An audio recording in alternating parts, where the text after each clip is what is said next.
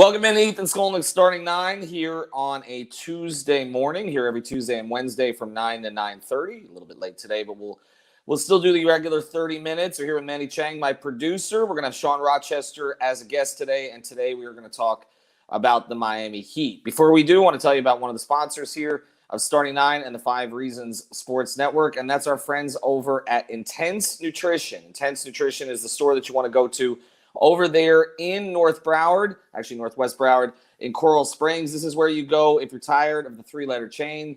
You know, the one where you walk in, they tell you what it is that corporate just told them to tell you to buy. No, they don't do that in Intense Nutrition. They got everything there, including the stacks, the pre-workout, the post-workout, the protein. You can call them at 954-775-0257. That's 954-775-0257. Get started on your program today. Mike and the good people there will set you up. They'll also set you up with local gyms if you need that as well. And here's the deal. 20% off everything in the store but protein. 20% off everything in the store but protein. Again, they're on University Drive in Coral Springs. They got a Facebook page and an Instagram page of that name at Intense Nutrition, 954-775-0257. All right, Sean Rochester is going to be joining me here in a few minutes, but I come to you after the Miami Heat last night won in Bam Adebayo's return. We'll get to all the comments here. I'll get to more of them as we go forward in the show, so we appreciate them. And, of course, if you use the Super Chat, I will make sure to read them because I got to get new lighting in this place. But Miami Heat jump into the number one seed in the Eastern Conference, percentage points behind the Chicago Bulls, but they've beaten the Chicago Bulls twice. And so they're in a position right now where they pretty much control their destiny the rest of the season, okay? You've got Kevin Durant out for several weeks. You've got Zach LaVine out for a couple of more weeks. The Milwaukee Bucks still don't have Brook Lopez back. The Miami Heat are as healthy as they've been all season. Yes, no Oladipo, but we're expecting that in the next few weeks. And no Markieff Morris, but I don't even know if it's really worthy of worrying about that at this point. I mean, so many other players have stepped up into that role that Markieff's going to have to earn those minutes back. At this stage, you got to look at him as a situational player at best. And so the Heat are pretty much whole. And with Kyle Lowry coming back from his personal issues, which we're again anticipating at some point this week, Erik Spoelstra has more at his disposal pretty much than he's ever had with the Heat. And I don't mean in terms of the top-level talent, but I mean in terms of options. There are so many different ways that he can go, and we saw that last night. Yurt doesn't play, which frustrated some Heat fans, but Dedmon played extremely well. Duncan Robinson started, which we told you was probably going to happen. He also only played a couple of stints and under 20 minutes, which we told you was going to happen. Max Strus got those minutes, but wasn't really giving them a whole lot at the end of the game. Gabe Vincent subs in for him, makes a big defensive play, guarding up against guys like Pascal Siakam. Not afraid of that challenge. As he said, sometimes guys, they see a smaller guy, they think it's going to be sweet. It ain't sweet. It wasn't sweet. And he set the screen for Jimmy Butler, first that Jimmy rejected, but then that Jimmy used, made the pass to P.J. Tucker in the corner. P.J. Tucker's calling himself 47 these days because that's what he's shooting from three. It's pretty much automatic in those situations. And so the Heat beat a pretty good Toronto team. Like I told you before the year, they would be plus 500, even losing Kyle Lowry. They added Scotty Barnes. They got a lot of length. They are, not particularly deep, but Gary Trent Jr. didn't play yesterday, and that is a lot of their spacing, and that's one of the reasons that Van Vliet was taking so many threes. I think all but one of his 16 shots were three-pointers. But the Raptors are going to be a challenge by the time the playoffs come around. I'm expecting Masai to make another move. I don't think they're a contender to be one of the top four in the East, but I think they may stay out of the play-in, actually, or if they're in the play-in, they may survive it, and the Heat may see them in the first round. And the big difference that the Heat are going to have over Toronto, even if they make a move, is just the Heat have more options. They have more options pretty much than any team. What team in the league has this kind of depth? So the questions will become then, okay, are Jimmy and Bam, as your two best players, good enough to lead you to a championship? Now, my response to that is always, Jimmy nearly did.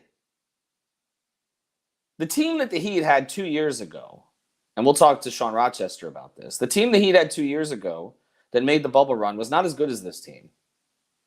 It just wasn't. Like, they played really well to start the season, particularly offensively. They sprayed the ball around. They, didn't seem to care who scored. We obviously saw that, early in the year, of course, Myers Leonard was a starter, and then they got Jay Crowder. It took them a little time to incorporate Jay and Andre. But once they did, and they got into the bubble, and they kind of felt through that early stage process where they're actually 3-5, they just matched up really well against everybody, and Jimmy played at another level. And, of course, Dragic, okay, who they don't have. But this team has more overall depth. They got more options than that team. That team was very reliant on Jimmy setting everything up, Bam, dribble handoffs, and their shooters just being on fire. This team can really guard in a way that team couldn't. Not because they didn't have good defenders. Of course, Jimmy was there, Bam was there, Jay Crowder was there, but they had too many weak defenders. Kendrick Nunn, when he played, Dragic, you've replaced those guys with guys like Vincent and Lowry and Caleb Martin, who at this stage of his particular career, I'm not going to discredit Andre Iguodala's Hall of Fame or near Hall of Fame career, but at this stage of their respective careers, I would take Caleb. He's more athletic than Andre was 2 years ago. And there were possessions where Andre would just dribble to nowhere. Caleb has a real sense of like when to go and when not to go. Like, this is a player. Like, this is not like a cute story anymore. We did the podcast with him, and his confidence comes across. He is a player. Like, this is a guy, like, we have to start having a conversation here pretty soon. Like, beyond, converting the two-way, that's a given. But, like, is this a part of the Heat's, like, bench core for the future? Looks like it. Then you get into the whole idea of, do you overpay or not overpay? But they could get him most likely for one of those, 3-year deals that they signed these guys to, that they signed Nunn to, if you go back, if they signed Robinson to originally. I mean, they have a deal that Andy Ellisberg gives these guys. And then they set themselves up for the future, whether it's with the Heat or somebody else, because the Heat will have the rights. But this team is deep. They're confident. They seem to like each other generally. I mean, you can talk about Chicago if you want. And I understand the Bulls have been impressive this year in terms of how quickly they've brought this thing together. But do you trust that team in the playoffs? I mean, what has been DeRozan's big playoff moment? What has been Vucevic's big playoff moment? It's hardly played in the playoffs. And some of this stuff is coming in here about Duncan Robinson. And I will get, obviously we're having Sean on. So, I mean, he's, I guess, in the network become the Duncan proxy compared to some of the rest. But here's the thing about the Duncan thing is that this feels like the Heat fans are, in search of a problem. Okay. Like, it's a solution in search of a problem. Like, right now, like Duncan Robinson last night, who was 2 of 5 from 3 and 3 of 6 overall and played 18 minutes, it's not materially affecting winning or losing for them with this group now that everybody's back. Okay. Now, when guys were out and you had an $18 million or $15 to $18 million per year player, struggling with his shot to that degree and taking that many shots and seeing his confidence draining and it seemed to rubbing off on other guys, then it was an issue. But like now, okay, he's not going. So you sub in a guy who's making nothing.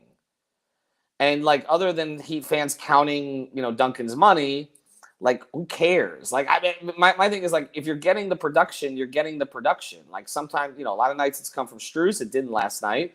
But other nights it's coming from Caleb. Last night it came from Gabe. Like I said, who cares? Like, so here's the thing. The difference between Heat fans and Dolphin fans, okay?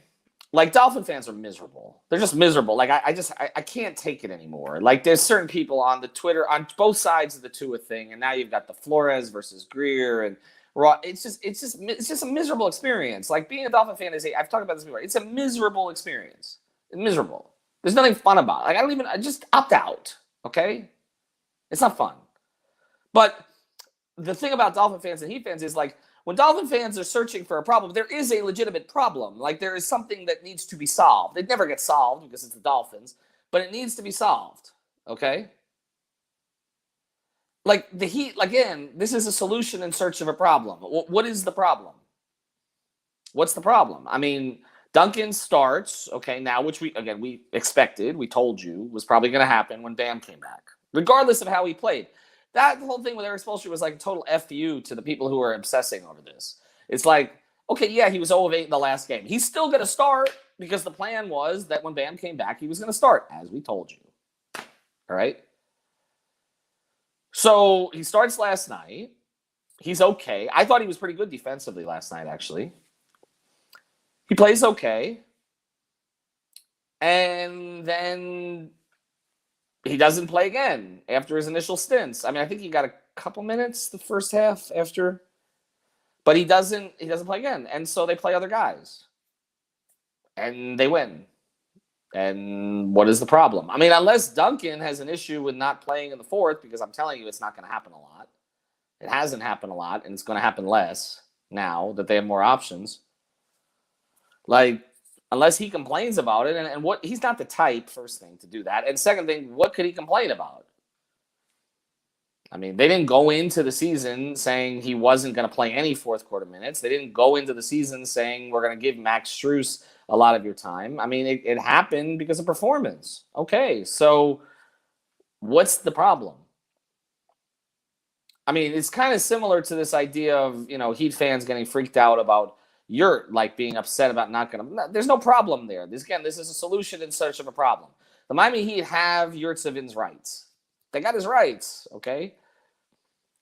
They developed him. They saw something in him when no one else did. This is the benefit of being a really good developmental organization. As long as you don't overpay guys down the road, which the Heat have done at times, so we know. But like when you're a really good developmental organization, these players owe you, right? I mean, whether it's subconscious or not, they owe you. Like nobody else was creating a Duncan Robinson in a lab and getting him $90 million. There was no other team doing this, right? There's no other team that's given Gabe Vincent multiple chances when he was shooting like 28% from three. There's no other team that offered Caleb Martin anything. That's why he signed a two-way.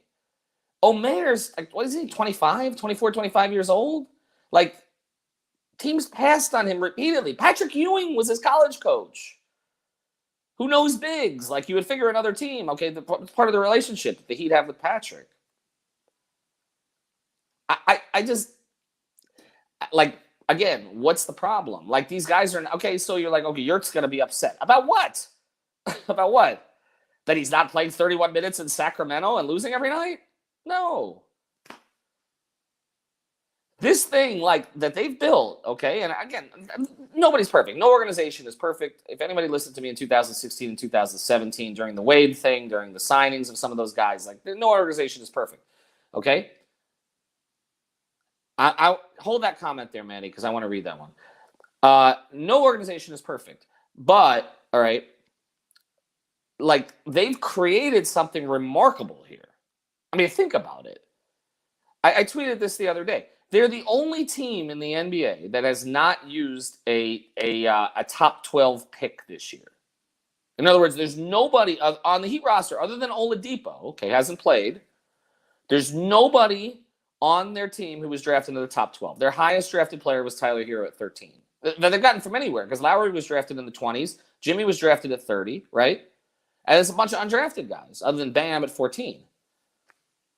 No other team. The only other team that's close is Indiana. They've played, I think, 3 guys that are number 11 or number 12 picks because they're always picking there, right? So, like Miles Turner, Sabonis wasn't their pick, but he was, I think, picked 11th. So, like, no other team. Like, even the Spurs, like, I mean, have you heard of anybody on the Spurs other than DeJounte Murray? The Spurs, okay, Doug McDermott was a top 10 pick. And there's one other on that roster. Oh, Zach Collins. The Heat have not used the top. Think about that. You have Philadelphia tanking. You have Sacramento losing. You have all these teams losing for years. And look where the Heat are the 1 seed in the East. Like, again, they have the tiebreaker by head-to-head over Chicago, even if they don't have percentage points. They don't have a single guy who was drafted in the top 12. I mean, this thing that they put together, again, is remarkable. Stop worrying about, like, Duncan's minutes, and it's just – and Yurt's going to be upset. Like, about what? About what? Upset that he's getting better? He's going to make more money someday? If you're a Dolphin fan, complain, okay? You have 25 years of misery that you're entitled to complain about. Right now, if you're a Heat fan or particularly a Panther fan, there's no place for complaining. I don't want to hear Panther fans complaining their power play is not good enough anymore, okay? You are leading the world in goals, okay? I don't care where they come, even strength, again, shorthanded with Barkov, whatever it is. I mean, you have 8 guys on that roster who are going to end up scoring 20 goals, okay? I don't care that the power play is a little stiff at times. Seriously. Bring that comment back up, and then I want to bring Sean on. And we're going to tell you about another sponsor. Bring out JP's comment, Manny, if you can, because I didn't get to it the first time. All right, while he's doing that, because he'll grab it. I know Manny's handling a couple things at once here, but I wanted to make sure I read JP's comment. I do want to mention another sponsor here.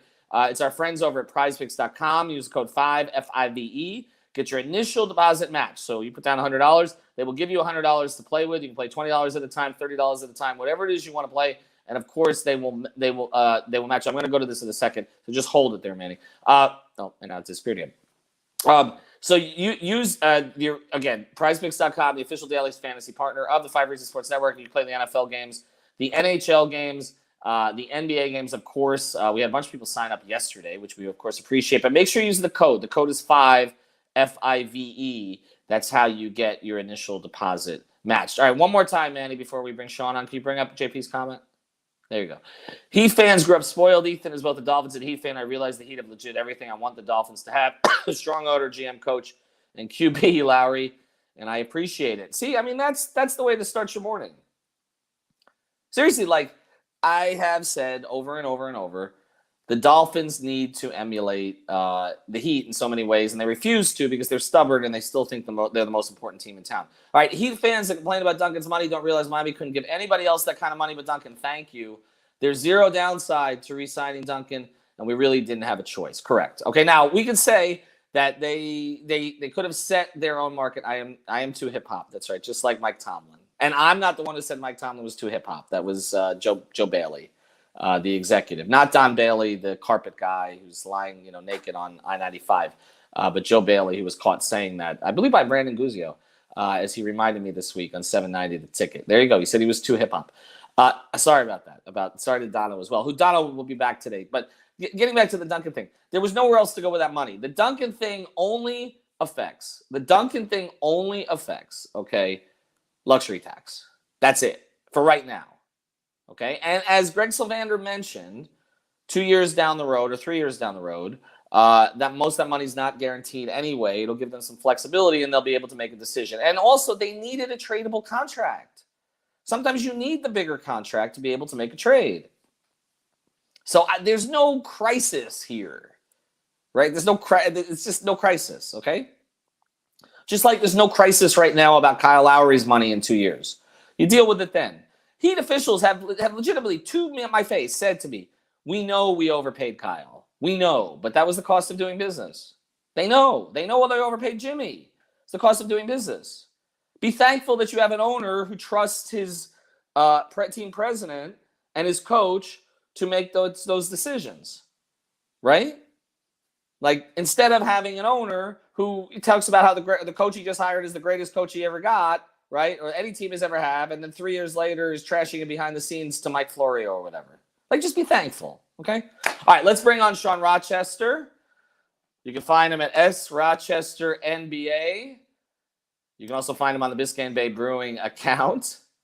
Sean, thanks for joining. Happy number 1 seed day. I guess not technically because of the percentage points thing, but you do have the tiebreaker over Chicago. You also have a tiebreaker over Brooklyn. You have a tiebreaker over Milwaukee. You have 12 playable players. You have a head coach who is basically at the peak of his powers right now. what is so tell me what's wrong, because I still feel like Heat fans want everything to be wrong. Yeah, when I was backstage, you couldn't see me hitting my head against the wall in some of these comments that you're bringing up. But, like it's almost like we should actually trust Pat, Spo, and Andy. Like they know what they're doing. It seems like, over the last 20 or so years, they've kind of shown us that they understand how to balance the books. They understand how to evaluate talent. Like, let's just trust them and let's not worry about it so much. Let's just enjoy this. Yeah, right. I mean, like that's the thing. The thing about them that I'll say is that they self-scout. And I think that's really important. Like a lot of organizations don't like to admit mistakes, and therefore they are doomed to repeat them. There's a stubbornness about them. But I'm going through in my head the process of conversations I've had with people inside the organization from kind of 2016, which I think was the height of Heat stubbornness. Like that's where it came together. We can win without Dwayne. Not only can we win without Dwayne, we can win the public relations battle against Dwayne, which I think is the most wrong they've ever been. Okay, that people would side with Pat over Dwayne again when that became the dichotomy, which wasn't really fair with what was going on behind the scenes. But nobody was ever going to win against Dwayne. Okay, and then obviously they compounded it with the stubbornness of let's sign Tyler Johnson to be Dwayne, or let's sign, and it's just that wasn't going to work, right? Or we can make.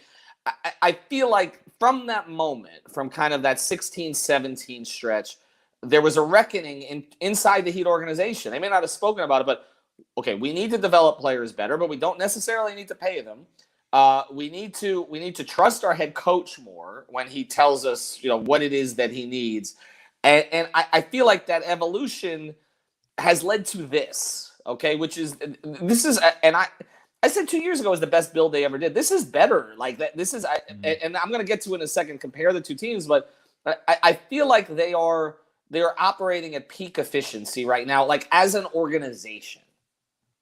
Yeah, I think it's versatility is the word. Offensively and defensively, they have so many different pieces that fit together and can go in different ways that the depth is a blessing, because when guys get hurt, people step in. You don't miss a beat. I mean, you miss Bam for a month, and we played great basketball. You miss Jimmy during that time. You still play great basketball. And you give Spo a lot of credit for that, right? He deserves it. But it's also the players being prepared, stepping in, having a system that puts them in place to be successful, because a lot of places can't do this. The system aspect of it, Spo adjusts. We started shooting more 3-pointers. Now we come back. Last night, we really didn't shoot a lot of 3-pointers at all. And part of that's Toronto's length and everything. But he's always willing to adjust on the fly and put our guys in the best place to be successful.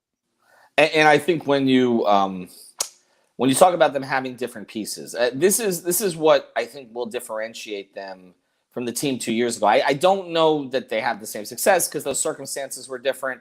Obviously, you have different opponents. I mean, we see how things change with teams. The next 3 teams they're playing, it's interesting to me. They're playing, to me, the 3 most disappointing teams in the league in the next 3 games.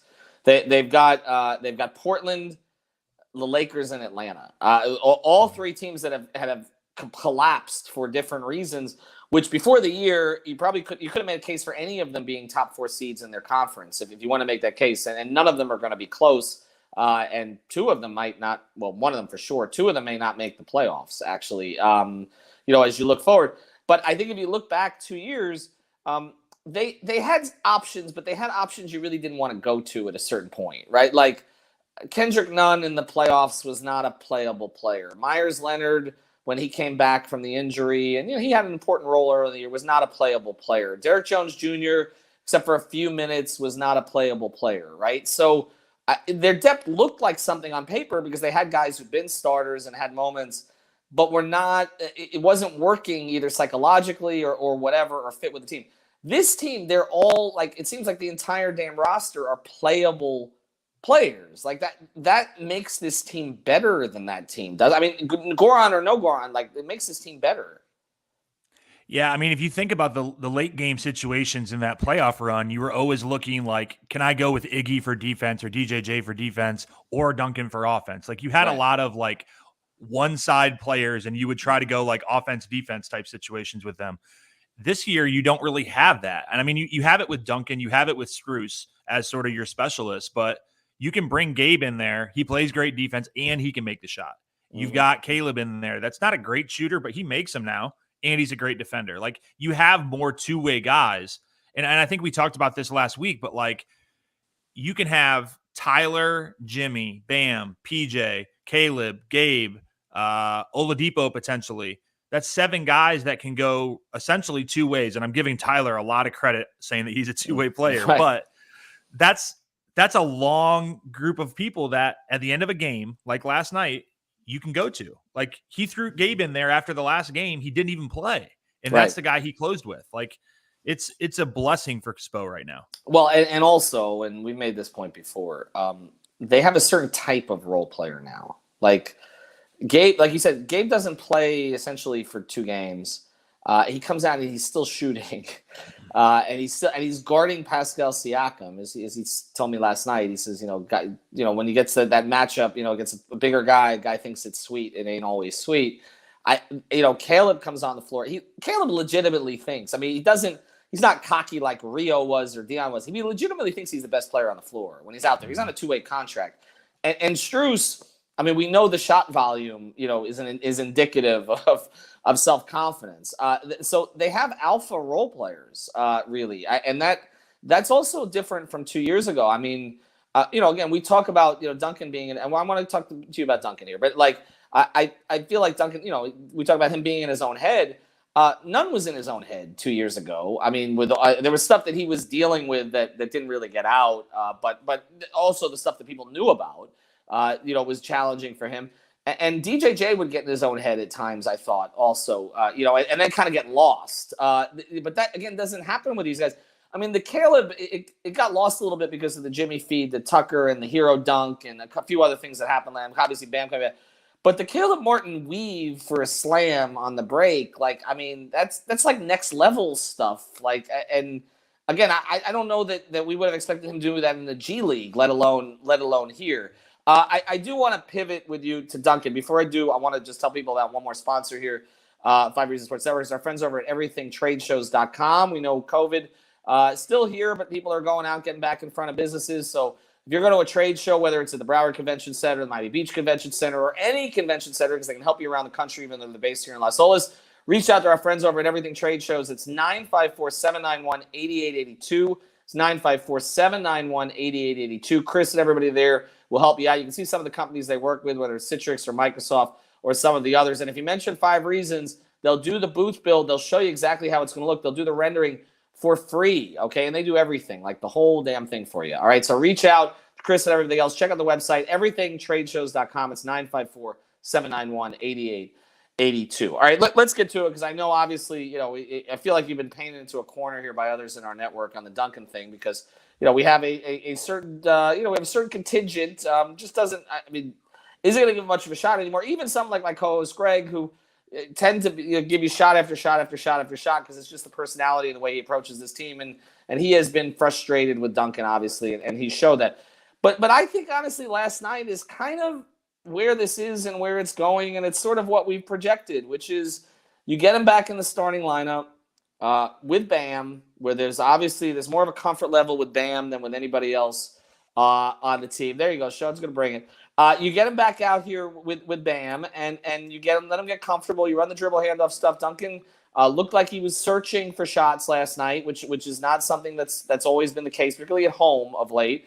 And then, look, if there are other options that you can go to, you got a guy who's going. And last night, Strus wasn't even going, okay? He didn't play particularly well. That was one of his worst games, I think, actually, since he's been back in this regular mix. But they went with Gabe late, and so they are, and you won the game. I guess if that's what this is, if this ends up being a 16 to 20-minute role, 2 stints, he maybe gets another stint if he's shooting the ball well. A, is that enough for this Heat team? And B, the harder question is, will that satisfy anybody? Will it satisfy everybody? No, absolutely not. It's too long. It's gone now. I think you look at last night, he hit the 3 early off a DHO. He had that backdoor cut on a baseline out of bounds play where he got a layup or a goaltend, but he got the 2 from that.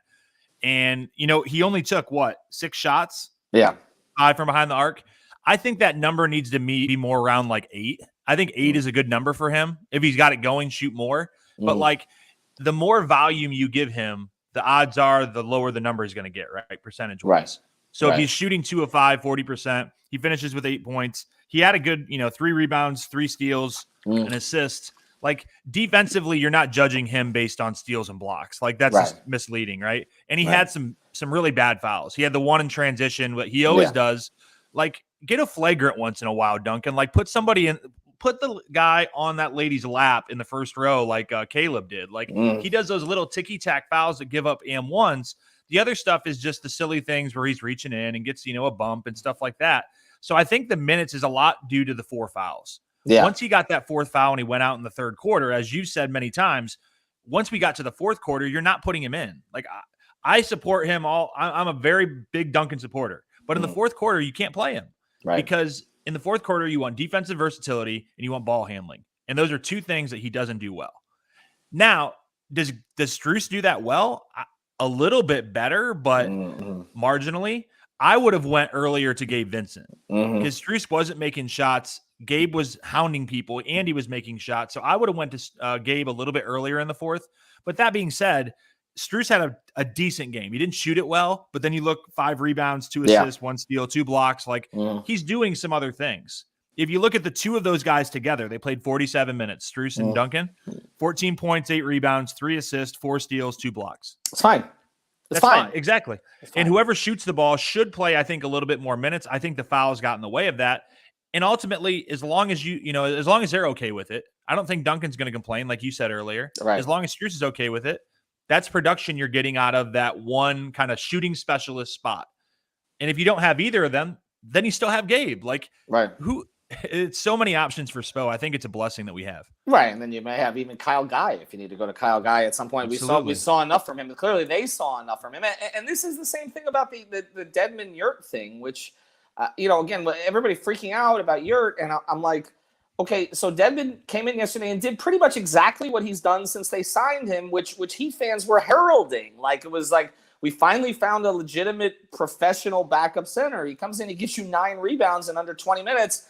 And not only the rebounding, but again, the screen setting, the general kind of toughness, the trust that they have in him, the ability to catch the ball too, which is something that he provides as a big, which some of their others have not. These are all, I keep coming back to this, like these are all sort of good problems to have, especially when you don't have a team where you're going to have a bunch of malcontents, because again, they owe their careers to the head coach and to the development staff, and so I think this is all like solutions in search of a problem. I don't really see what the problem is. Sean, we appreciate you taking the time here. As always, check out our sponsors, prizepicks.com. Use that code 5 Intense Nutrition. Of course, that's the place you go. And Coral Springs mentioned 5 reasons. I'll give you 20% off everything but protein and everything. Tradeshows.com. I'll be back tomorrow. I'm considering doing some Dolphins conversation tomorrow, but I don't drink coffee, and I would need to have a lot of coffee first. So I might bring David Dwork on and talk Panthers, to be honest with you. And there it is. Maddie did it for him. See, look, he's still shooting 39% since the beginning of December. Just remember that. I'm waiting for that tweet. All right, but that's I already fired it out today. Every morning after, baby. Every morning after. Get it out there. All right, Maddie Chang. Wait, are the Eagles in the playoffs? No, they're not. All right, have a good day, everybody.